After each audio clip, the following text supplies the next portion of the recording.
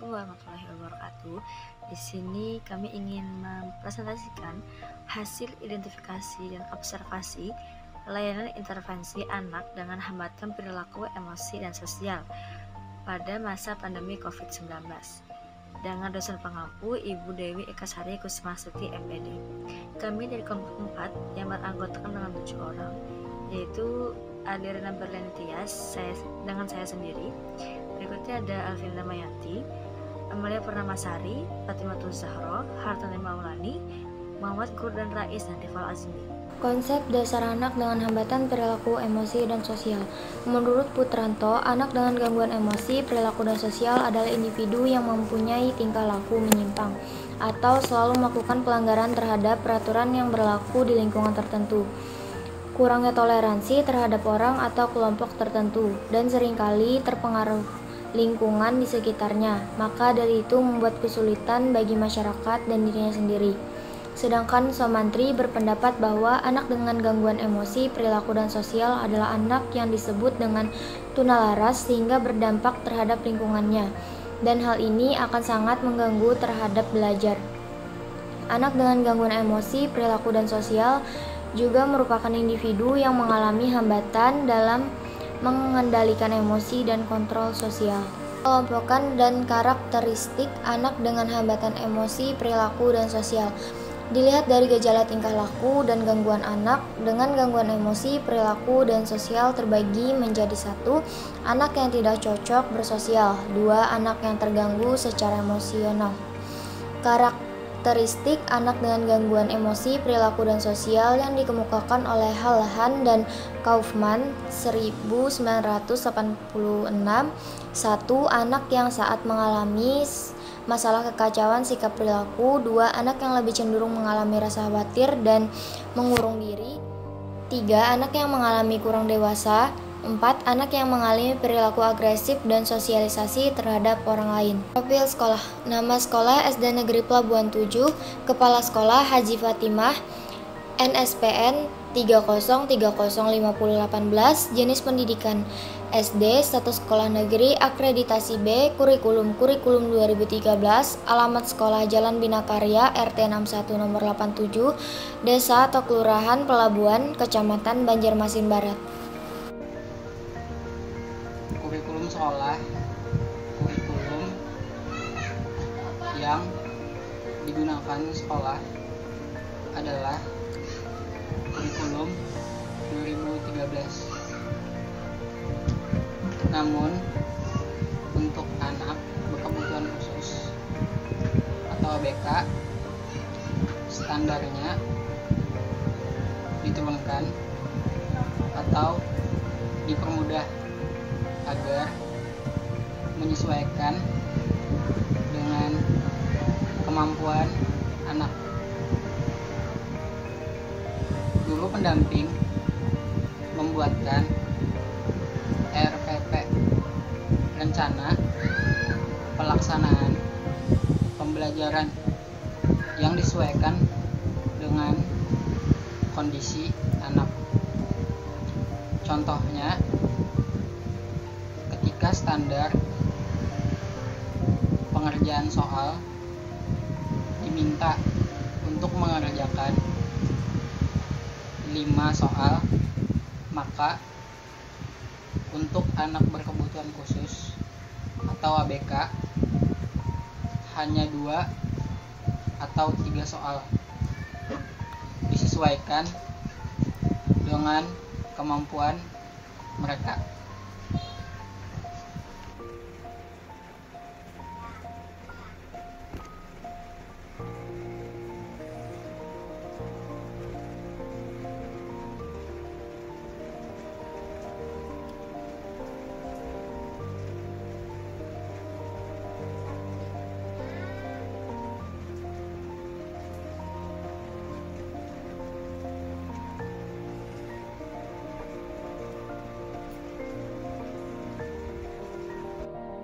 Selanjutnya adalah layanan pembelajaran yang diberikan oleh guru. Pelaksanaan pembelajaran anak berkebutuhan khusus termasuk ayatullah dengan anak lainnya pada umumnya dilaksanakan secara bersamaan. Di kelas ternyata ada 2 anak berkebutuhan khusus, termasuk salah satunya adalah Ayatullah. Dalam interaksi pembelajaran antara anak dengan guru, biasanya guru harus menjelaskan lebih ekstra serta kesabaran yang tinggi. Pada masa pandemi seperti sekarang, guru harus mendatangi rumah anak karena anak yang bersangkutan tidak memiliki smartphone atau handphone. Walaupun ada anak, terkadang juga kesulitan saat didampingi oleh guru. Selanjutnya ada identitas anak. Nama Anayatullah Muntajir, tempat tanggal lahir Banjarmasin 28 November 2009. Jenis kelamin laki-laki, agama Islam. Status anak adalah anak kandung, anak ketiga dari 3 bersaudara. Nama sekolah adalah SDN Pelambuan 7, kelas 4. Alamat Jalan Bina Karya, Simpang Jagung. Selanjutnya ada data tentang orang tua. Nama ayah Abdul Hadi, umur 53 tahun, agama Islam. Status ayah kandung. Pendidikan tertinggi adalah tamat SD sederajat. Pekerjaan pokok adalah wira swasta atau menjual mainan.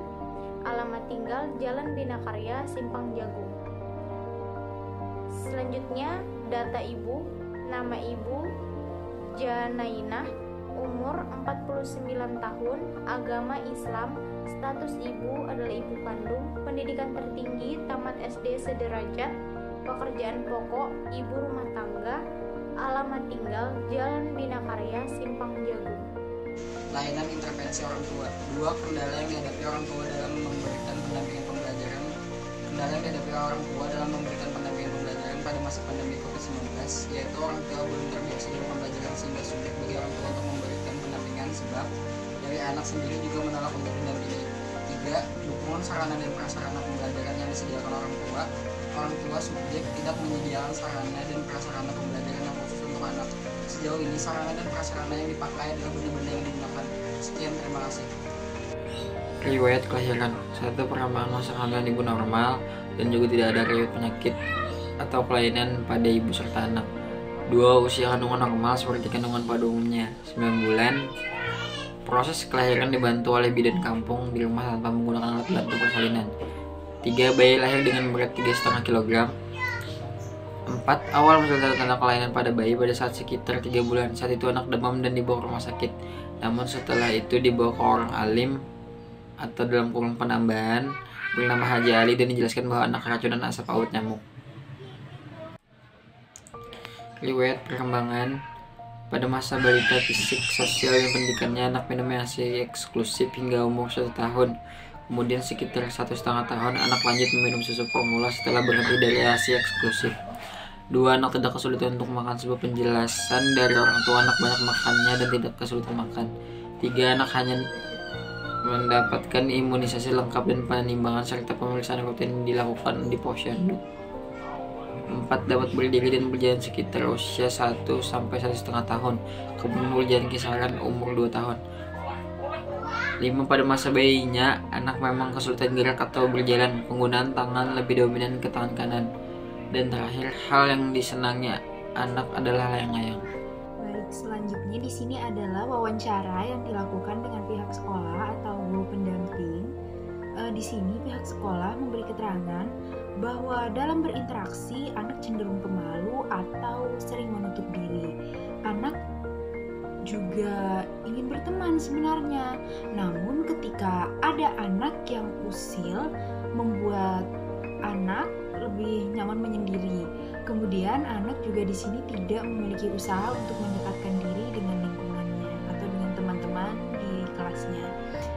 Di sini juga tidak memiliki hubungan yang dekat dengan teman sebaya di sekolah. Namun anak di sini suka berbagi dengan teman-temannya. Contohnya seperti ada temannya yang tidak membawa pulpen atau pensil, maka dia akan bisa meminjamkan miliknya. Kemudian di sini anak juga kurang aktif di luar jam pelajaran. Untuk mengungkapkan perasaan senang atau sedihnya pun anak hanya mengangguk lalu berdiam. Mungkin hanya mengangguk lalu senyum sedikit begitu. Kemudian hal yang disenangi anak, di sini anak sangat senang dengan layang-layang. Nah, ini adalah instrumen identifikasi pertama yang kami gunakan. Di sini lebih banyak mengarah kepada anak yang suka melamun atau menyendiri, menarik diri dari lingkungan sosial. Anak juga kurang percaya diri, pemalu, sering murung, sering menyendiri. Kemudian anak juga bisa bergantung kepada orang lain, kepada orang tua di rumah, kepada guru-guru di sekolah. Suasana hati anak mudah berubah-ubah juga. Jadi di sini lebih kepada masuk kepada anak dengan gangguan perilaku yang cenderung suka menyendiri, menutup diri dari lingkungan, pemalu, kurang percaya diri. Menurut instrumen pertama yang kami gunakan, ini adalah instrumen kedua yang kami gunakan dalam melakukan identifikasi yang bersumber dari Direktorat Pembinaan Sekolah Luar Biasa Mendiknas Kementerian Pendidikan Nasional Fakultas Pendidikan Universitas Surabaya. Di sini pada tahun 2010, di sini anak lebih cenderung atau lebih terlihat kepada kategori anak pencemas dengan standar terisi 4 centang. Di sini anak di lingkungannya sering menyendiri begitu. Kemudian anak juga suka cemas berlebihan, sering berkeringat ketika cemas. Anak juga suka menyendiri, kadang merasa sensitif, kemudian merasa kurang percaya diri juga. Anak pendiam, bungkam. Saat mengeluarkan suara pun suara anak kecil dan pelan sekali ketika ditanya satu hal. Itu. Analisis identifikasi. Dari hasil identifikasi yang telah dilakukan, dapat diketahui bahwa anak mengalami hambatan perilaku, sosial, dan emosi. Terlihat dari anak yang pemalu dan suka menutup diri. Menurut penjelasan orang tua, anak lahir dengan normal. Namun ketika lahir, anak menangis dengan suara yang kecil. Kemudian di umur sekitar 3 bulan, anak mengalami demam dan dibawa ke rumah sakit. Namun karena memang minim pengetahuan dan terbatasnya biaya, orang tua membawa ke orang alim atau penambaan yang bernama Haji Ali, dan beliau memberikan penjelasan bahwa anak keracunan asap obat nyamuk. Anak terdeteksi mengalami hambatan tunalaras pada saat memasuki sekolah TK, taman kanak-kanak, dan diketahui oleh guru anak dari penuturan orang tua sekitar umur 6 tahun.